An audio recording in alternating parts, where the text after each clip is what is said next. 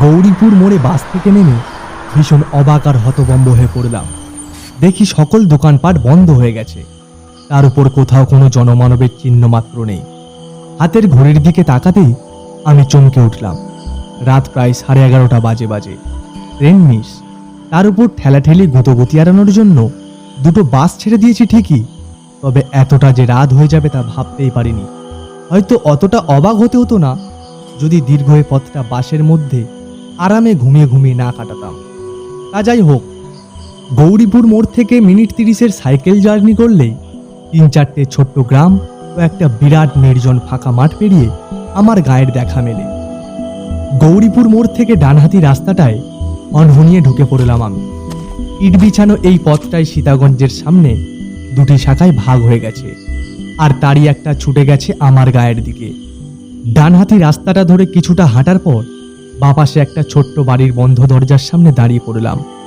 লোহার টিন বাঁধা সে দরজা, দরজার উপরের দেওয়ালে বাংলায় মোটা মোটা অক্ষরে লেখা সাইকেল জমা রাখা হয়। এটা বুড়ো পরেশ সেনের বাড়ি। যারা কাজকর্ম, লেখাপড়া ইত্যাদির তাগিদে গা ছেড়ে শহরের দিকে যায়, তারা প্রায় সকলেই এখানে তাদের সাইকেল আর মোটর সাইকেলগুলো জমা রেখে যায়। ভাড়া খুবই কম, সাইকেল প্রতি 5 টাকা আর মোটর সাইকেল 10 টাকা। বাড়ির টিনের দরজায় কয়েকবার সজোরে আঙুলের টোকা দিলাম, কিন্তু কোনো সাড়া মিলল না। শীতের ঠান্ডা হাওয়া দাঁতে দাঁতে কাঁপুনি ধরাচ্ছিল। মাথার মাফলারটা তাই আরো শক্ত কায়দা করে বেঁধে নিলাম। হাত দুটো ঘষতে ঘষতে ডাক দিলাম, কাকু দরজাটা খুলুন, সাইকেলটা নেব। তারপর আরো কয়েকবার আঙুলের টোকা দিলাম, তাও কোনো কাজ হলো না। ঘুরতো তো এক দাদাকে ফোন করার জন্য পকেট থেকে মোবাইলটা বের করে দেখি বেচারি খিদে পেটে কেঁদে কেঁদে কখন ঘুমিয়ে পড়েছে। এক বিরক্তিসূচক শব্দ করে দরজার দিকে ফিরে দাঁড়ালাম। দেখলাম ওপারে একটা কুঁজো কালো মূর্তি অন্ধকার ঠেলে দরজার দিকে এগিয়ে আসছে। কিছুটা সামনে আসতেই লোকটার হাতের হ্যারিকেনের মৃদু আলোয় তাকে স্পষ্ট চিনতে পারলাম। হ্যাঁ, দোকানি পরেশ সেন। এতক্ষণে আশ্বস্ত হলাম। মনের অনেক দুশ্চিন্তা দূর হলো, মাথাটাও খানিক হালকা হলো। বুড়ো পরেশ সেন হ্যারিকেনটা উঁচিয়ে ধরে আমার মুখখানা ভালো করে কয়েকবার দেখে নিয়ে কাঁপা কাঁপা গলায় বলে উঠল, ও তুমি তো এত রাত অবধি কোথায় থাকো বাপু? আমি তেমন কিছু না বলে শুধু একটু হ্যাঁ হু করে তার পিছু পিছু ঘরে এসে ঢুকলাম। বুড়োর সারা শরীর কালো মোটা আরামদায়ক চাদরে ঢাকা, মাথায় মাংকি টুপি, পায়ে একজোড়া ছালোঠা কালো বুট, আর চোখে সেই চেনা মোটা ফ্রেমের চশমাটা। কয়েক সেকেন্ড বাদে দরজার বাইরে বেরিয়ে এসে সাইকেলে চড়ে বসলাম, আর তৎক্ষণাৎ বাড়ির মোটা লোহার দরজাটা সশব্দে বন্ধ হয়ে গেল।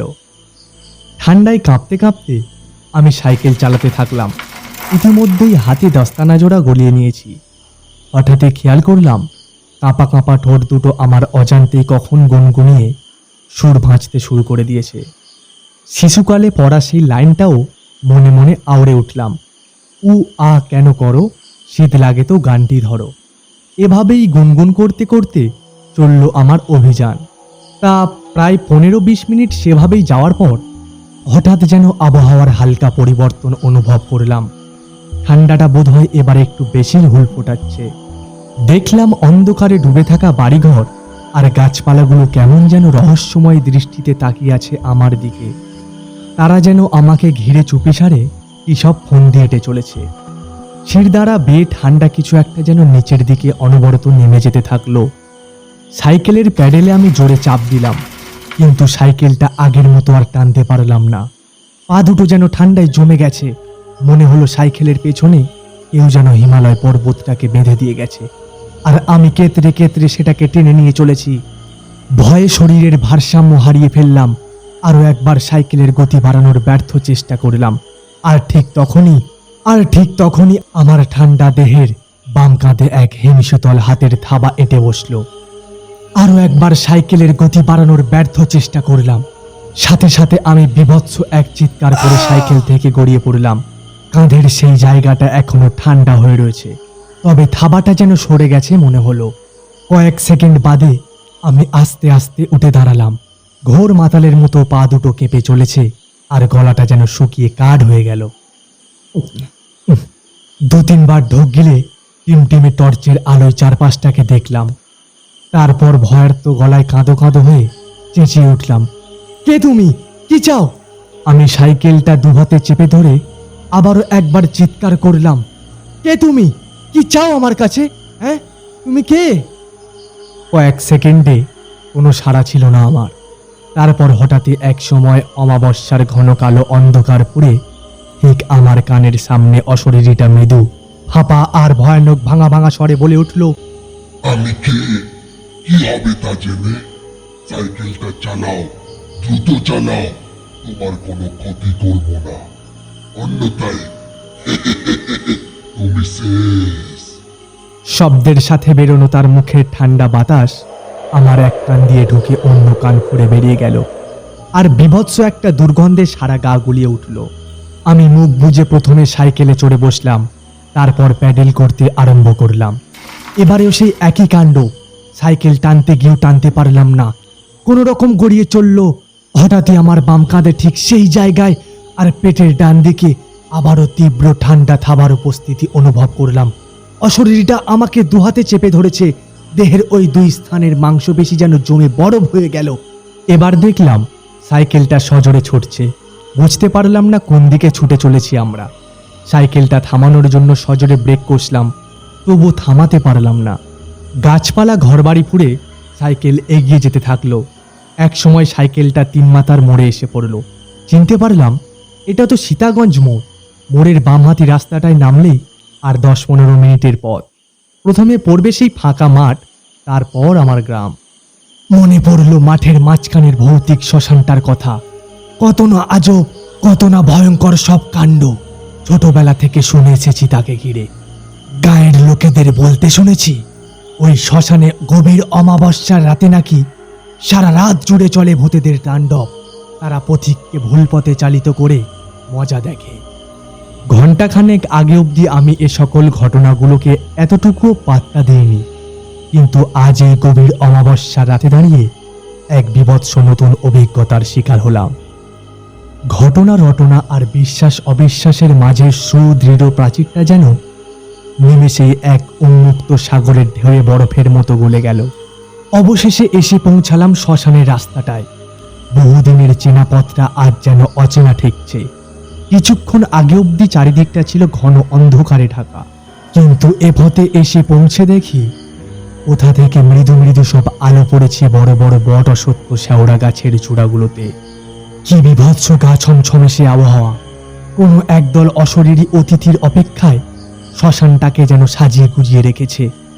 সাইকেলের কেরিয়া জুড়ে বিরাজমান অশরীরীটা তখন অতটা ভীতির সঞ্চার করছিল না। তার ঠান্ডা হাতের থাবাটাকেও আমার দেহ মানিয়ে নিয়ে উঠেছিল। মনে মনে ভাবলাম, একবার এই মাঠ পেরোতে পারলেই বাঁচি। পেছনের অশরীরীটা কোথায় চলেছে? আমার সাথে সাথেই বাড়ি অবধি যাবে নাকি কে জানে। এই সকল ভাবতে ভাবতেই হঠাৎই এক জোরালো ঠেলা খেয়ে আমি সাইকেল থেকে ছিটকে রাস্তা দিয়ে গড়িয়ে পড়লাম শ্মশানের উল্টো দিকের নিচু মাঠে। মাঠের মাঝে চিত হয়ে পড়েই দেখলাম রাস্তার পাশে ঝুলে থাকা বটের ডালটা ধরে কেউ যেন হুড়মুড় করে গাছে চড়ে বসল। এতক্ষণ সঙ্গে সঙ্গে আসা অশরীরীটাই বোধ হয়। তারপরই হঠাৎ শ্মশানের সমস্ত গাছপালা জুড়ে এক জোরালো আলোড়ন শুরু হলো, সাথে বিকট সব চিৎকার। সহস্র অশরীরীর দাপাদাপিতেই বোধ হয় গাছের ডালগুলো হুড়মুড় করে একসাথে ভেঙে পড়ল। মাঠঘাট সব কাঁপতে শুরু করলো, আর ঘাস বিছানো সমতল মাঠটা অজস্র ফাটলে ভরে গেল। পায়ে ভর দিয়ে উঠে দাঁড়ানোর সামর্থ্য ছিল না আমার, তবু বহু কষ্টে কোনো রকমে উঠে তাড়াতাড়ি কাতরাতে কাতরাতে বাড়ি ফিরলাম। মুখ হাত পাটা ভালো করে ধুয়ে নরম বিছানায় শরীরটাকে টান টান করে মিলিয়ে দিলাম। সারা দেহে অসহ্য ব্যথা। থার্মোমিটারে দেহের তাপমাত্রা ধরা পড়ল 105 ডিগ্রি ফারেনহাইট। পরদিন সকালে ঘুম থেকে উঠে দেখলাম গায়ে ব্যথার বিন্দু মাত্র চিহ্ন নেই, শরীরে তাপমাত্রাও পুরোপুরি স্বাভাবিক। কালকের ঘটনাটাও আর অতটা দগদগে ঠেকছে না। দেখলাম আমার সাইকেলের কিছু কিছু অংশ বেঁকে গেছে। ইতিমধ্যে মা হাতে ব্যাগটা দিয়ে গেল বাজারে যাওয়ার জন্য। আমিও তৎক্ষণাৎ ব্রাশটা সেরে নিয়ে বাজারে বেরিয়ে পড়লাম। হাটটা বসে সীতাগঞ্জ মোড়ে, সেখানেই চলেছি। সেই একই পথ। কয়েক মিনিট পর শ্মশানের রাস্তাটায় এসে পৌঁছালাম। সাইকেল থামিয়ে শ্মশানটাকে ভালো করে দেখতে লাগলাম, কিন্তু সেখানে অস্বাভাবিক কিছুই খুঁজে পেলাম না। গাছগুলো আগের মতোই ডালপালা ছড়িয়ে দাঁড়িয়ে আছে, আর ঘাস বিছানো মাঠটাও রয়েছে আগের মতো সমতল। আমি আর কিছু ভাবতে পারলাম না, মাথাটা আবার ভার হয়ে আসতে থাকলো। শ্মশানটা ছেড়ে আসার সময় দেখছি মাঠের গাছপালা আর বেটে বেটে ঘাস আর লোহার চুল্লিটা আমার দিকে ঘাড় ফিরে সামান্য হাসছে। তাই অবশেষে আপনাদেরকে একটাই কথা বলতে চাই, আপনারা কখনো রাতে একা নির্জন রাস্তায় বার হবেন না। হয়তো আপনাদের সাথেও এরকম ঘটনা ঘটতে পারে। আপনাদেরকে ঠেকানোর জন্য কোনো জনমানবকে আপনারা পাশে পাবেন না।